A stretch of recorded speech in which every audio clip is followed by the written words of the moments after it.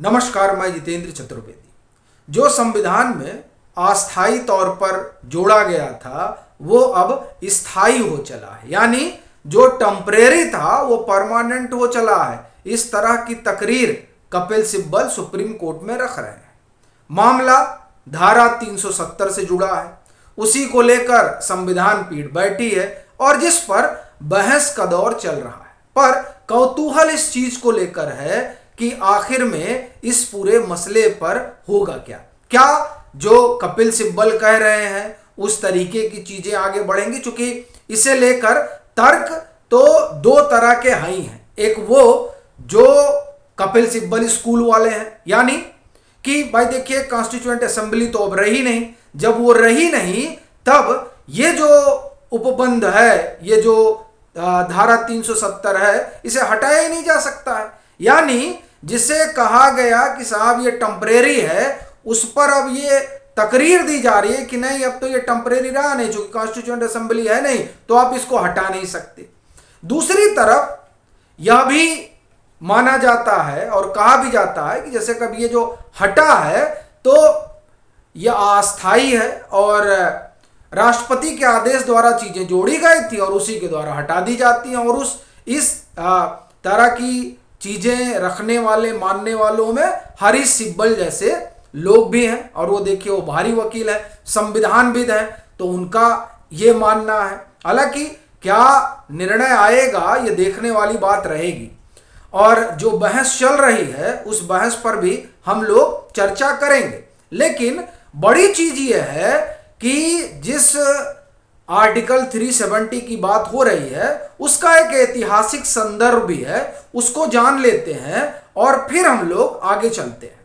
देखिए, जब हिंदुस्तान आजाद हुआ तो यहाँ पर जो परिस्थिति थी उसमें एक तो प्रांत थे और दूसरे रजवाड़े थे। तो जो प्रांत थे वो तो भाई ठीक है, आजाद भारत का हिस्सा है, लेकिन जो रजवाड़े थे उन्हें अंग्रेजों ने सहूलियत दी थी कि आप चाहें तो पाकिस्तान में जुड़ जाएं और आप चाहें तो भारत में जुड़ जाएं। यानी अंग्रेज जाते जाते हिंदुस्तान, जो आप ये कहें कि उपमहाद्वीप, इसको खंड विखंड करना चाहते थे। लेकिन वो सरदार पटेल साहब की सूझबूझ थी कि तमाम रियासतें जो है वो हिंदुस्तान का हिस्सा बनी। लेकिन 3 रियासतें जो थीं वो उनका एक अपना अलग रवैया था, जूनागढ़, हैदराबाद और जम्मू कश्मीर। ये तीनों जानना बड़ा जरूरी है जब हम 370 की बात करें। तब जूनागढ़ वो चाहते थे कि साहब हम पाकिस्तान, यही हाल हैदराबाद का भी था। हालांकि इन लोगों की अकल ठिकाने लगा दी गई, हैदराबाद में तो सेना ही उतर गई और जूनागढ़ में जनमत संग्रह हो गया, दूध का दूध पानी का पानी हो गया। लेकिन जम्मू कश्मीर जो है, जम्मू कश्मीर के जो हुक्मरान रहे वो ये चाहते थे कि नहीं ना हम भारत में जाए ना पाकिस्तान में जाए, हम एक अलग देश ही बने रहे। यानी चूंकि जब देश आजाद हुआ तो इनको इस तरह की आजादी थी कि आप चाहे दोनों में रहें, दोनों में से किसी में चले जाएं, भारत पाकिस्तान, नहीं तो आप आराम से जो मन कहे वो करें। तो जम्मू कश्मीर के राजा ने सोचा कि क्या ही फायदा इधर उधर जाने से, हम खुद ही एक देश बने रहते हैं। तो इन्होंने तय किया और उधर चूंकि यहाँ जो मेजॉरिटी रही वो मुस्लिम समाज की थी, तो पाकिस्तान को लगा कि नहीं ऐसे कैसे, आपको हम में मिलना चाहिए। सो वहाँ पर जो है इन्होंने हमला कर दिया। जब हमला कर दिया तो राजा साहब के पास कुछ बचा नहीं, अब क्या ही करते वो। तो अब उनके पास एक ही तरीका था कि विलय हो भारत में। तो वो जो कहा जाता है विलय पत्र वगैरह आया, उसमें दस्तखत हुआ। लेकिन कुछ आप ये कहें कि स्पेसिफिक कंडीशन रही, और उसी कंडीशन का आप ये कहें कि एक तरीका निकला धारा 370, जिसमें इनका अपना संविधान वगैरह बन गया और रक्षा, संचार और एक्सटर्नल अफेयर बने विदेश, ये 3 चीजें छोड़ दी गई कि नहीं ये सब हिंदुस्तान देगा, बाकी हम सब अपने ही करेंगे। मैंने हमारा संविधान रहेगा, हमारा झंडा रहेगा, ये तमाम चीजें जो है ये मान ली गई। अच्छा, ये इसलिए मानी गई कि साहब चलिए अब ये लोग आए हैं तो ये लोग थोड़ा अपना चल लें, उसके बाद में फिर जो है ये हटा दिया जाएगा, यानी 370 खत्म कर दिया जाएगा। इसीलिए इसे कहा ही गया कि अस्थाई जो है ये धारा है।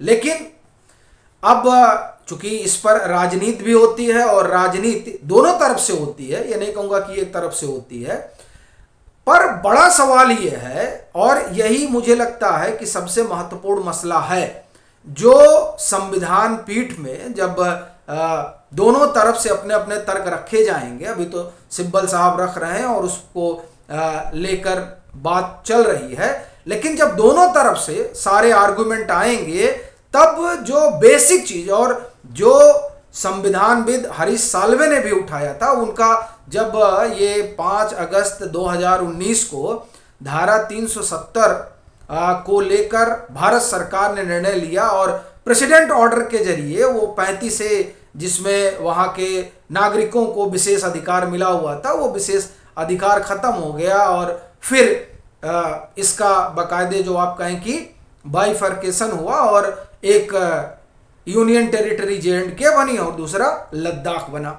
तब उस समय खूब बहस छिड़ी, लोग सुप्रीम कोर्ट गए और आप जान ही रहे हैं सुप्रीम कोर्ट में कोई 23 याचिकाएं पड़ी, जिसमें 10 इस बाबत हैं कि धारा 370 और ये 35 से ही सबको जो है वैसे ही खत्म कर देना चाहिए। और 35 के बारे में तो ये कहा ही जाता है कि एक प्रेसिडेंट ऑर्डर के तौर पे आया था, तो प्रेसिडेंट ऑर्डर के तौर पर आया था, तो प्रेसिडेंट ऑर्डर के तौर पर ही इसे वापस ले लिया गया।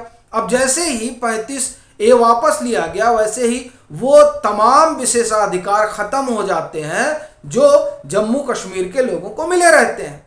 अब ये यहीं से जब आप आगे बढ़ते हैं, तो जब उस दरमियान बहस शुरू हुई, बहस का मतलब आप ये कहें कि मैं इसकी बात नहीं कर रहा हूं कि सुप्रीम कोर्ट में बहस शुरू हुई, क्योंकि तब ये मामला गया था और मुझे लग रहा है 7-8 दिन इस पर सुप्रीम कोर्ट में तर्क वगैरह हुआ था। फिर बाद के दिनों में चीज़ें आगे नहीं गई और फिर संविधान पीठ बनी गई। लेकिन जो बाहर इस पर डिबेट हो रही थी और तमाम संविधान जो विद हैं उनसे पूछा जा रहा था, उसी क्रम में हरीश साल्वे का एक बड़ा साक्षात्कार करण थापर लेते हैं और वहां उस इंटरव्यू में यही सवाल उठता है कि जब कॉन्स्टिट्यूशन असेंबली है ही नहीं है, तब कैसे ये जो 370 है उस 370 के साथ छेड़छाड़ हो सकती है। चूंकि ये कहा जा रहा है कि, और कहा क्या जा रहा है, ये तो बाकायदे लिखा भी है कि जो प्रेसिडेंट ऑर्डर होगा वो दरअसल कॉन्स्टिट्यूशन असेंबली के रिकमेंडेशन पे होगा, ये कहा जा रहा है और ये है भी। अब वो इंटरप्रिटेशन, उसमें हरीश साल्वे साहब ने कहा कि देखिए बड़ी चीज ये है कि इस तरह की चीजें बाद के दिनों में हुई हैं, जैसे सदरे रियासत वगैरह जब ये नॉमिनोकल्चर कल्चर बदला गया था, यानी ये जब नाम इसको हटाया गया और फिर वहां पर ये वो नहीं गवर्नर होंगे, मुख्यमंत्री होंगे, इस तरह से, तो तब इसका प्रयोग किया गया था। एक चीज फिर उन्होंने कहा कि जब आप 370 पे बहस करते हैं तो जो सबसे बड़ी चीज है ना, वो बेसिक स्ट्रक्चर पे आ जाता है।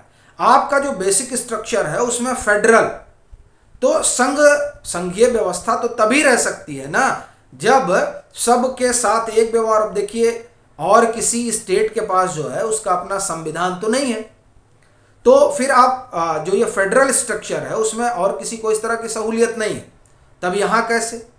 तो इस तरह की जो चीजें हैं वो दरअसल ये बताती हैं कि इस पर जो बहस चल रही है वो बहस किस रूप रंग लेगी, कौन सा आकार लेगी, ये तो एक बड़ा आप ये कहें कि जटिल प्रश्न है, क्योंकि जब निर्णय आएगा तो ही चीजें निकल कर आएंगी। मगर जो बात हरीश साल्वे कह रहे हैं और जो बात आप एक कहें कि कही ही जा रही है कि जो अस्थाई था वो अस्थाई कैसे हो सकता है, एक, और दूसरा जो प्रेसिडेंट ऑर्डर से आया वो प्रेसिडेंट ऑर्डर से वापस ले लिया गया।